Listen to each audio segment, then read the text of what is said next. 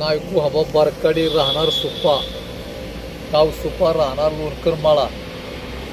तरी तो उपोषणला बसलो होतो. काळेसाहेब महिना झाला. काळेसाहेबांनी लेखी पत्र दिलं की मी कसल्या परिस्थितीत आरोपी ताब्यात घेतो आणि सगळी माहिती काढतो, ही सगळं काय ती सगळं मार्गी लावतो.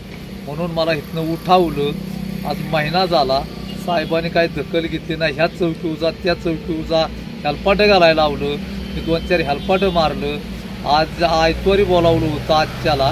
तर त्या शेंडगे साहेबांनी कागदपत्र पाहिलं आणि उद्या 10:30 वाजता सगळी बोलून मी हजर करतो. तर त्यांनी काय केलं, परत फोन केला आहे की बाबा उद्या काय येऊ नका, मंगळवारी काय ती बघू.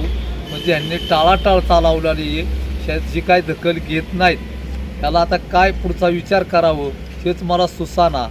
आता काय नेमकं करायचं हे कळाना. ते काळेसाहेब आणि सुप्रियाता साहेब शिव दखल घ्यायना.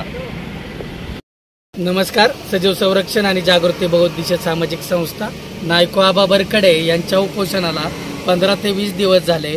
वडगाव निंबाळकरचे सहाय्यक पोलीस निरीक्षक साहेब सचिन काळेसाहेब हे उपोषणकर्त्याला भेट द्यायला आले होते. त्यावेळी लेखित आश्वासन दिले की सुप्यामधील ज्या तक्रारीमध्ये नोंद असणाऱ्या सर्व आरोप्यांवर कारवाई करेल, परंतु आतापर्यंत कोणतीही कारवाई झाली नाही.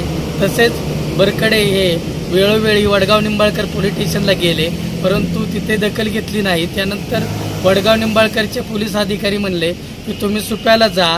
सुप्याला गेले, परंतु सुप्यामध्येही कोणतीही आत्तापर्यंत केस नोंद केली नाही.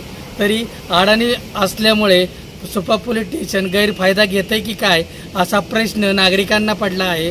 तरी लवकरात लवकर सुपा पोलीस स्टेशन गुन्हा दाखल करणार का असा प्रश्न निर्माण झाला आहे. तरी लवकरात लवकर पोलीस प्रशासनाने दखल घ्यावी व सत्यता पडताळून गुन्हे दाखल करावा अशी सजीव संरक्षणच्या वतीने मागणी करण्यात येत आहे.